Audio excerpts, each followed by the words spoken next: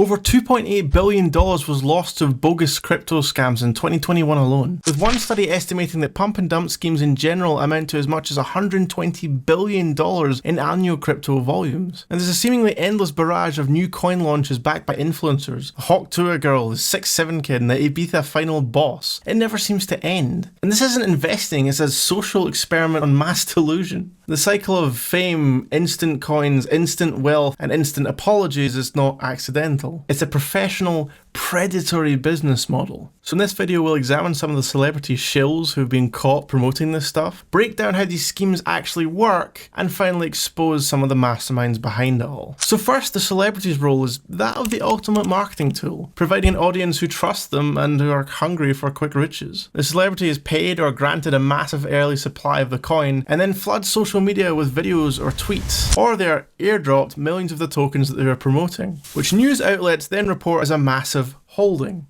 Helps when you're giving them for free. All this publicity is of course designed to send the price skyrocketing, hyping it up as much as possible before the rug pull and the celebrities and the original creators of the scam take out all their money, sell everything, and leave people with nothing. The celebrity's excuse is usually plausible deniability. I didn't know what I was promoting, I only had the best of intentions, etc, etc. Our first high profile case was the Emacs scandal, where Kim Kardashian, for example, was paid $250,000 for just one Instagram story promoting the Ethereum Max or Emacs token. Her post included a tiny hashtag ad, but crucially failed to disclose the amount of the payment, a violation of federal securities laws. Along with Floyd Mayweather Jr. and Paul Pierce, their endorsements drove a massive pump, only for Emacs to crash 97% from its peak. The SEC penalised Kardashian with a $1.26 million settlement. Another famous scam is that of the TRX and BTT tokens. The SEC charged 8 celebrities, Lindsay Lohan, Jake Paul, Soulja Boy, Akon, Neo, Lil Yachty, Austin Malone, and Kendra Lust, and by the way I was a lot happier not knowing who most of those people were before researching this video, for illegally promoting Tronix, TRX, and BitTorrent, BTT tokens. Now a crucial detail here is that they were allegedly directly told to not disclose their compensation. Most of them paid settlements totaling over $40,000, which is actually pretty funny when you consider that the companies behind all this scammed people out of over $30 million. Perhaps the most morally bankrupt case I've managed to find was that of #kids. FaZe K, Rice Gum, Sam Pepper, I feel like I'm reading a weird ingredients list, Jarvis Katri, Nakan Nadim, and others launched #kids, a token cynically named Save the Kids. It used a heartwarming facade to lure in young, trusting fans, but the developers behind it changed the token's code just before launch, altering an anti-whale mechanism from a 24-hour limit to a mere 60 seconds. Now what this means is that the insiders and influencers can dump their massive holdings immediately after the hype peaked, which is something that anti-whale clause would specifically have barred against. So the morally repugnant celebrities were paid, the charity was a lie, and the fans were left with nothing. And this single project estimated losses come to more than 80 million. And this particular case just boils my blood. Scamming people via the guise of a charity is just vile. But don't worry, it's not just grotesque adults, there's also grotesque children getting in on the act. An infamous case of a 13-year-old Gen Z quant kid who created a Solana meme token called Quant on pump.fun. As the coin's value soared, he brazenly sold all of his reserved tokens live on stream while flipping off his audience. Thanks for the 20 bandos. Pocketing around $30,000 and crashing the coin's price by 50% in seconds. He's done this a further 2 times after he's apologized, with his last coin being named sorry. And there are many other notable examples. We have the Hawk Tour girl who backed the Hawk coin named after her viral meme, pumped it up, dumped it, and of course apologized. Not content with his previous entry on this list, our good friend Jake Paul is back again. This time involved in the SafeMoon LLC, which is an American cryptocurrency and blockchain company that created the SafeMoon token, which has been compared to a Ponzi scheme and has since seen arrests for his executives. Not to be outdone, his equally repugnant brother Logan has been involved in scams such as the pump and dump Dink Doink, which blockchain evidence shows he held coins in to dump from the start. He was also part of CryptoZoo, a supposed game to earn crypto that never launched but did get sued as a scam. Half of the the course, Logan claims he's only ever held the best intentions and was let down by bad actors involved in both cases. You should be tired of hearing apologies and false excuses by now. And seemingly there's always a new scam around the corner. As of writing this, the latest 15 minutes of fame con artist being the Ibiza final boss and the 6'7" kid, whose source of supposed fame I'd rather not spend any brain cells worrying about, as researching the script has already been soul destroying enough. And there's always something darkly amusing about watching these celebrities crawling false attempts at contrition. A pro tip for any would-be celebrities: if someone approaches you with a huge sum of money to promote a financial venture that you don't understand, maybe don't shill for the obvious scam.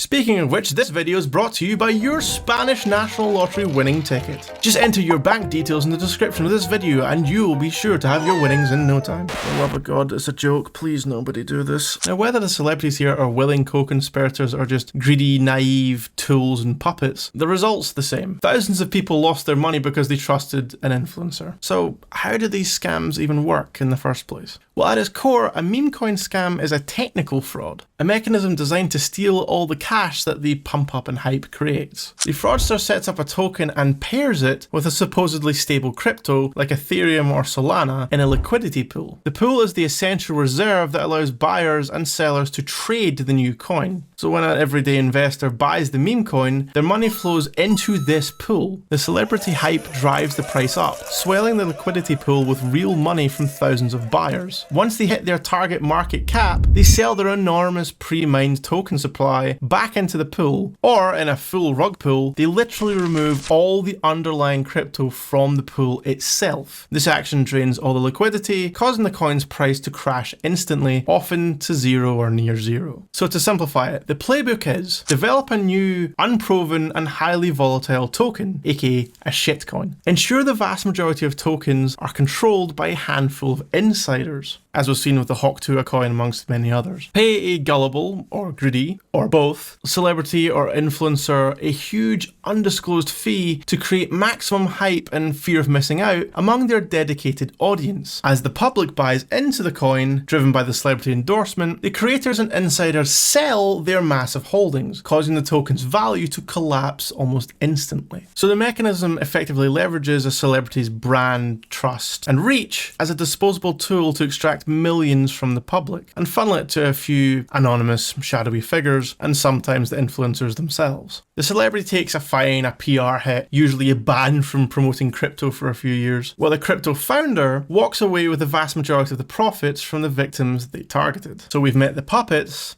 Now for the puppeteers. While Kim Kardashian took the SEC fine in the Emacs case, the class action lawsuits point to the creators themselves, Steve Gentile and Giovanni Perrone, as the engineers of the Emacs pump and dump. If I'm saying some of these names wrong, by the way, I don't care, these people are all scammers. Steve and Giovanni are alleged to have orchestrated the celebrity hype to inflate the price before selling off their massive, undisclosed holdings for substantial personal profit. TRX and BTT were created by Chinese crypto scammer Justin Sun. And beyond just organising celebrity touting, the SEC alleges that Sun himself engaged in massive market manipulation. Allegedly, he directed employees to execute over 600,000 wash trades, simultaneously buying and selling TRX between accounts he controlled to create the illusion of high trading volume and legitimate demand. A very rough equivalent would be something like bidding on your own item on eBay. Now, this was market rigging, designed to prop up the price while he and his companies made over $31.9 million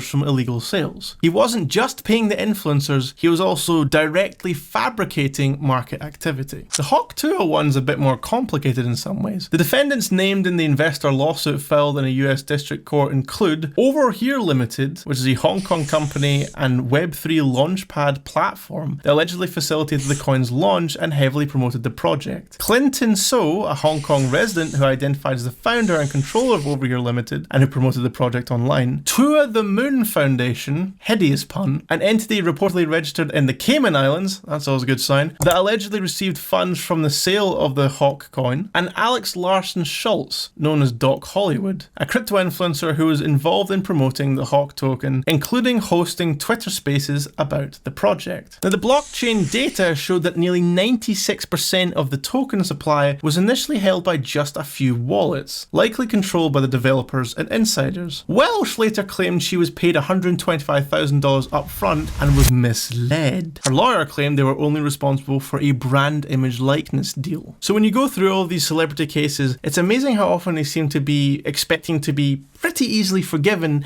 for defrauding their own fan bases with some weak-ass little apology.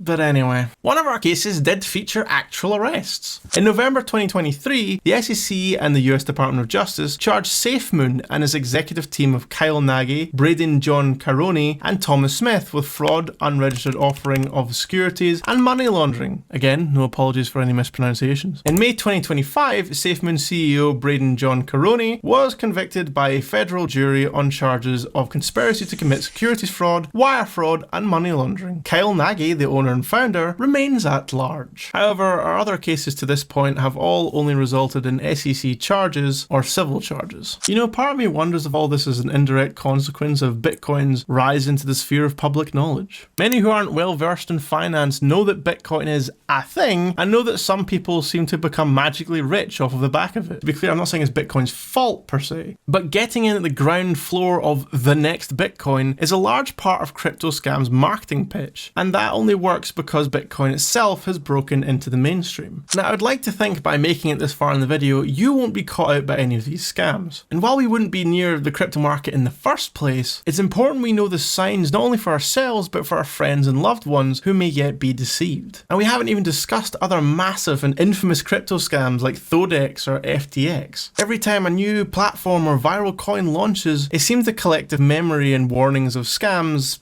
somehow fades into the background. Really, all of this should be telling everyone to stay away from the scam-riddled cesspool, but if someone you know absolutely must buy a fad crypto, these are the biggest signs of an obvious scam. If the creators have no public profile, verifiable professional history, or real-world identity, there's zero accountability. So if the project fails or it's a scam, an anonymous team can disappear instantly with your money. Also, if the coin's only purpose is to be bought and sold, which is to say there's no white paper, no code, no application, and no technological vision, it's only there for hype and has a pretty decent chance of being a scam. Another surefire sign is if a small number of wallets, often the creators or promoters, hold a huge percentage of the coin's total supply. You can check the coin's top holders on a block explorer like Etherscan or SoulScan. If the top 10 wallets hold over 50% of supply, run away. Obviously, any promises of guaranteed quick returns, 100 times your money tomorrow, free money, this is all the mark of obvious fraud. Now, this is true in any sphere, whether it be crypto scams or those annoying YouTube adverts of some absolute gimp claiming he makes thousands by sitting on his fat ass at home. Finally, if there's heavy promotion by social media figures, especially if they fail to clearly and prominently tell you about their compensation, then you are the exit liquidity. The scams are obviously not a new concept, and there'll never be a shortage of morally corrupt celebrities who are willing to sell out their fans to make money, nor will there be a shortage of the criminals who are willing to orchestrate the con. We have to look out for the people around us. Talk to your friends, your family, especially your parents and the elderly. If all sounds too good to be true, if a celebrity has given you specific financial advice, it's almost certainly a lie designed to enrich them at our expense. And we have to try and stop this disgusting cycle of scams. And seeing as governments are lagging so far behind in terms of legislating crypto, it's kind of up to us to be part of the intervention that the world needs. It'll be pretty damn hard to get rid of scams entirely, but it helps to try and do your part. If you're interested in infinitely better ideas to grow your saving, follow along with us here at P42. Please do all the YouTube things for us, and we'll see you in the next video.